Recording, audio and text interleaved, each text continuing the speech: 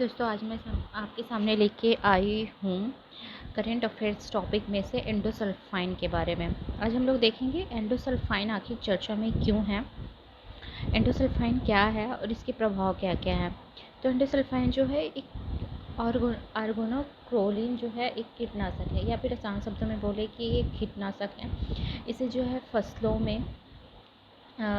में कीटनाशक दवाई या मच्छरों को भगाने के लिए, मच्छरों के नियंत्रण के लिए इसका उपयोग किया जाता है। तो हाल ही में यह चर्चा का विषय बना हुआ है क्योंकि केरल के जो कासोरकोट एक जगह का नाम है, ये केरल है। यहाँ पे कासोरकोट एक जगह है, वहाँ पे पेरिया जो एक प्लांटेशन कॉरपोरेशन परिसर में क्या किया, प्रदर्शनकारियों ने प्रदर्शन किया कि इसकी सुरक्षित निपटान हेतु जो निर्माता हैं एंडोसल्फाइन के, उन्हें वापस कर दिया जाए, क्योंकि एंडोसल्फाइन के कारण न सिर्फ मानव स्वास्थ्य पर प्रभाव पड़ता है बल्कि इससे पर्यावरणीय प्रभाव होता है, जिससे जैव विविधता को हानि होती है।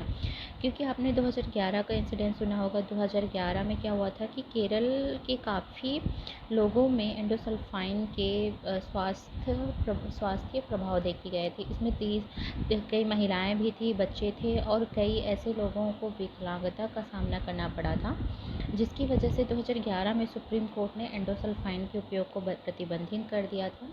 और क्या हुआ कि उसके बाद से 2011 से तो ये प्रतिबंधित है और उनके मुआवजे का भी प्रावधान किया गया था। जिन लोगों को एंडोसल्फाइन से प्रभावित हुए थे उन्हें केरल सरकार के द्वारा ये मुआवजा भी दिया गया था।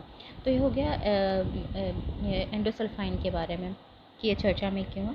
तो हम लोग लेते हैं कि एंडोसल्फाइन आखिर है क्या। एक कीटनाशक, ऑर्गेनोक्लोरीन कीटनाशक है। इसका उपयोग जो 1940 से 1960 के दौरान कीटनाशक के रूप में, कृषि में छिड़काव के रूप में और मच्छरों के नियंत्रण में किया जाता था। ठीक है। काजू, कपास, फल, चाय, तंबाकू आदि फलों पर जो सफ़ेद मक्खियाँ होती थी, एफिड्स होते थे या फिर कीड़े होते थे, उनके नियंत्रण के लिए इन्हें छिड़का जाता था ताकि फसलों को नुकसान से बचाया जा सके। लेकिन इसका विपरीत प्रभाव जो है मनुष्य पे देखा गया, पर्यावरण पे देखा गया।